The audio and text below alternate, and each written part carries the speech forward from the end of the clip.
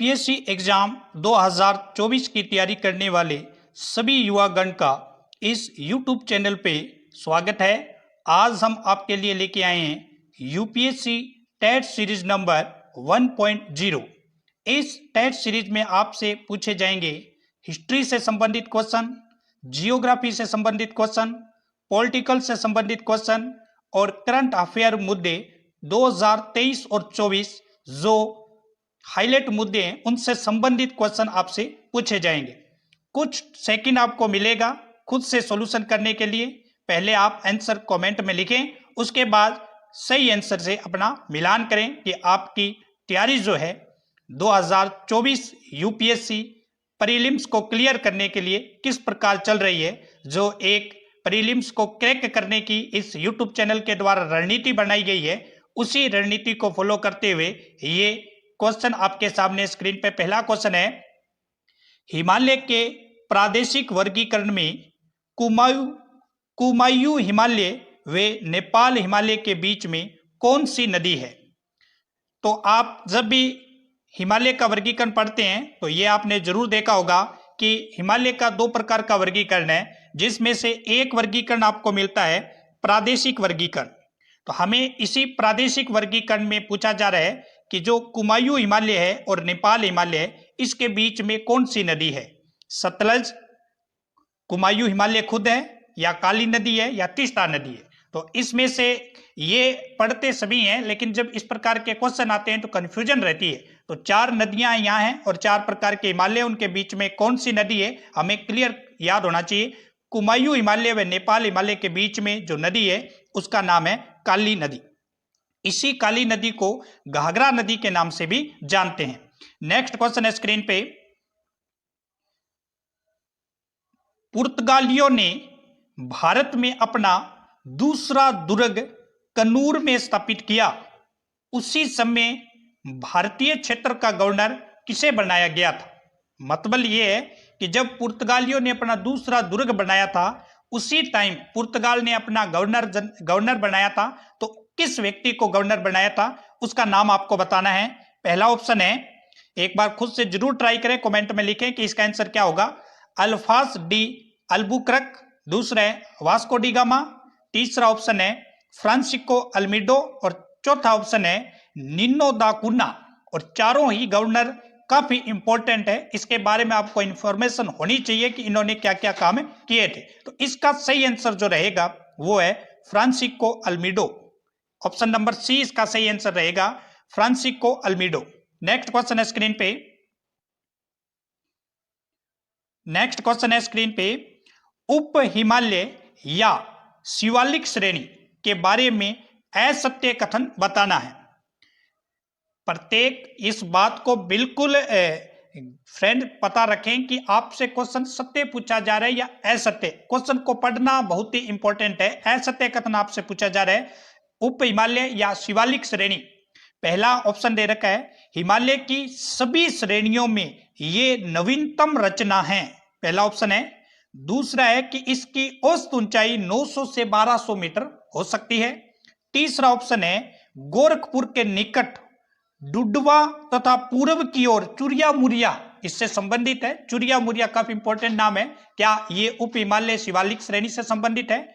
चौथा है कि इसके पश्चिम के द्वार को हरिद्वार और पूर्व में दून को देहरादून बोलते हैं। काफी इंपॉर्टेंट क्वेश्चन है ये, और छोटी सी माइनर इसमें डिफरेंट है, वो आपको पहचानना है।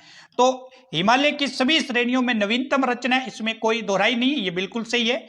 और इसकी औसत ऊंचाई 900 से 1200 मीटर, ये भी बिल्कुल ऑप्शन सही है। गोरखपुर के निकट डुडवा और ये चुरिया मुरिया नाम काफी इंपॉर्टेंट है, ये आपको ध्यान रखना है, ये शिवालिक श्रेणी से ही संबंधित है।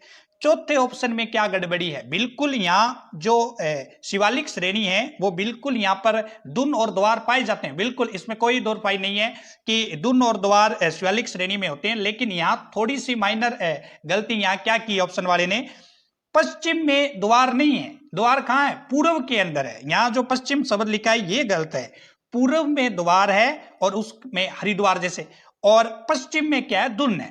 तो यहाँ माइनर सी डिफरेंट है, पूर्व में तो क्या है द्वार है और पश्चिम में क्या है, दून है। और यहाँ उल्टा कर दिया है, तो ये ऑप्शन नंबर 4 इसका सही मतलब गलत रहेगा, तीनों सही है। नेक्स्ट क्वेश्चन है स्क्रीन पे। एक बार फ्रेंड जरूर आप अपने से खुद का मूल्यांकन करने के लिए कमेंट में जरूर ऑप्शन को टिक करें कि आपका सही आंसर कौन सा है।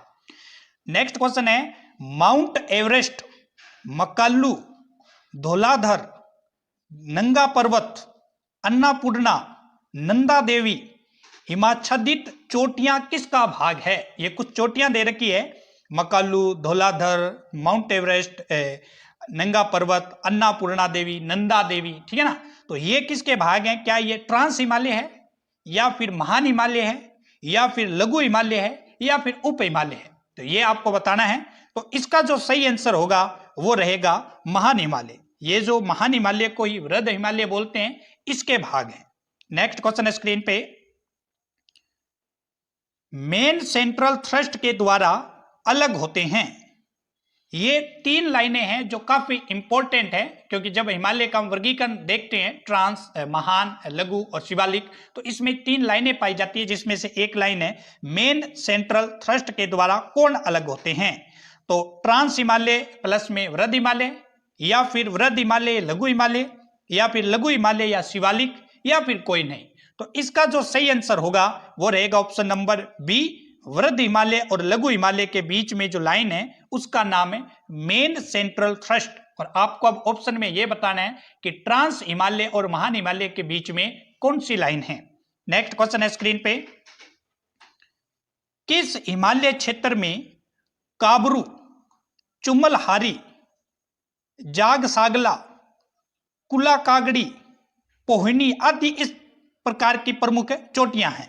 तो ये कौन सा हिमालय वो आपको बताना है कि जहां पे काबरू है, चुमलहारी है, जागल सागला है, कुलकागड़ा है, पहुनी है, ये किस में पाए जाते हैं? पंजाब में, कुमायूं में, नेपाल में, या फिर असम में?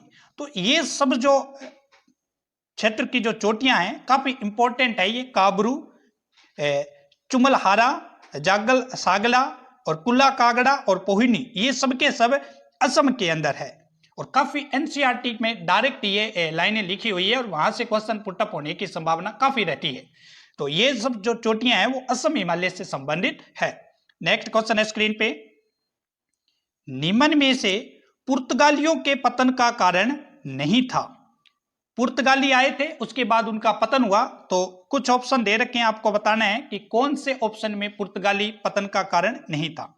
समाज में, पहला ऑप्शन पढ़ रहे हैं, समाज में कुलीन वर्ग का प्रभुत्व था और यूरोपियों का इतना सामाजिक प्रभाव नहीं था कि वे राज्य को अपने हित की पूर्ति के लिए प्रभावित कर सके। पहला ऑप्शन। धर्म के नाम पर पुर्तगाली ऐसे शून्य थे और धर्माद थे और असहिष्णु थे। तीसरा ऑप्शन है, डकैती और लूटपाट को अपनी नीति का भाग बना लिया था। चौथा था, पुर्तगाली व्यापारियों पर पुर्तगाली राजा का नियंत्रण नहीं था। तो आपको बताना है कि कौन सा पतन का कारण नहीं था।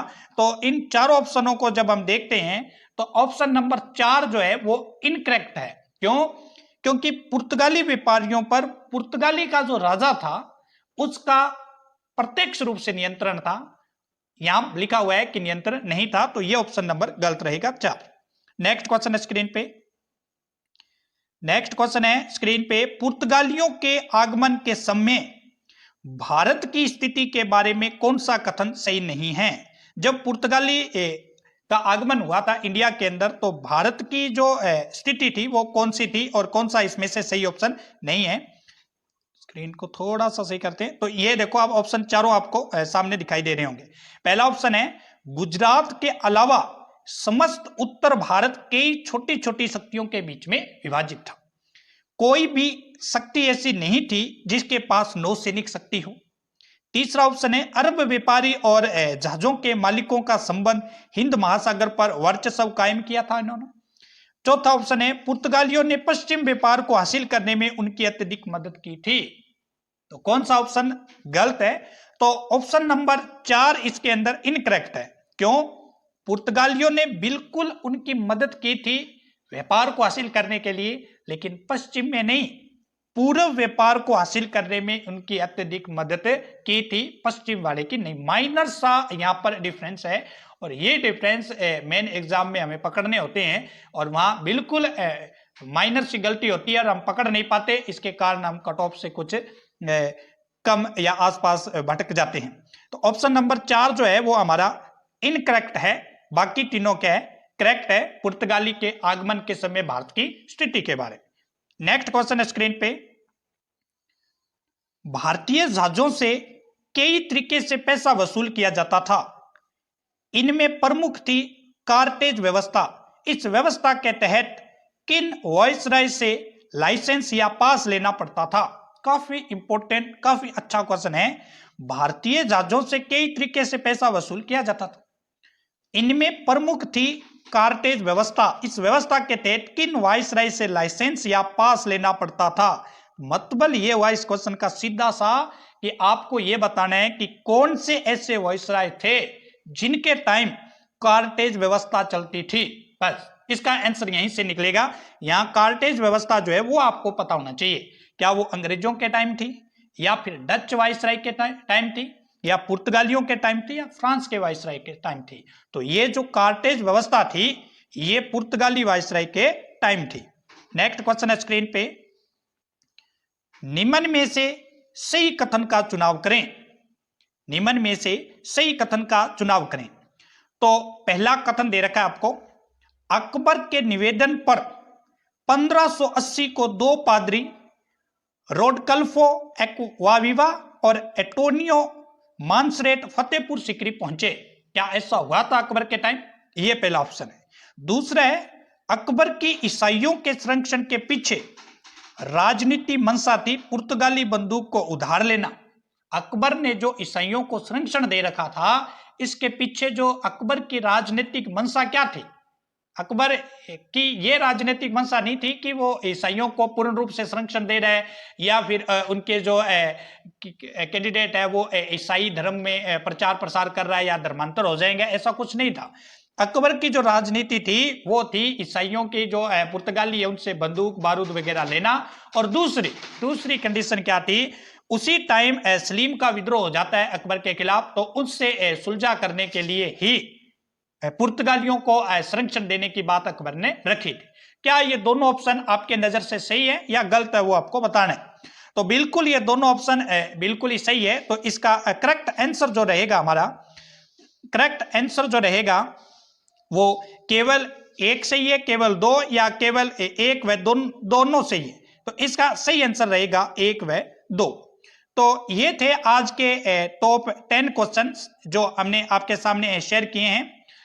यूपीएससी एग्जाम 2024 को क्रैक करने की एक जो नई रणनीति तैयार की गई है इस यूट्यूब चैनल के द्वारा, उसी को ही आपको ध्यान रखते हुए हम बारी बारी आपके लिए क्वेश्चन सीरीज बढ़ाते जाएंगे।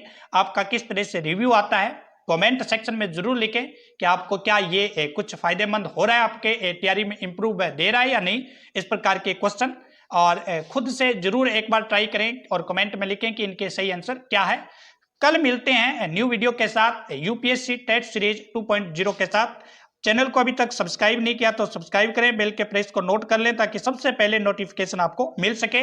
क्योंकि यूपीएससी एग्जाम 2024 का जो इस यूट्यूब चैनल के द्वारा जो टारगेट है वो है कम से कम 4 सब्जेक्टों पर फोकस बनाना, करंट अफेयर, पॉलिटिकल्स, जियोग्राफी और हिस्ट्री के तीनों जो पोर्शन है आपके प्राचीन, मध्यकाल और आधुनिक, उस पर हम काम करते जाएंगे जब तक आपका एग्जाम नहीं होता।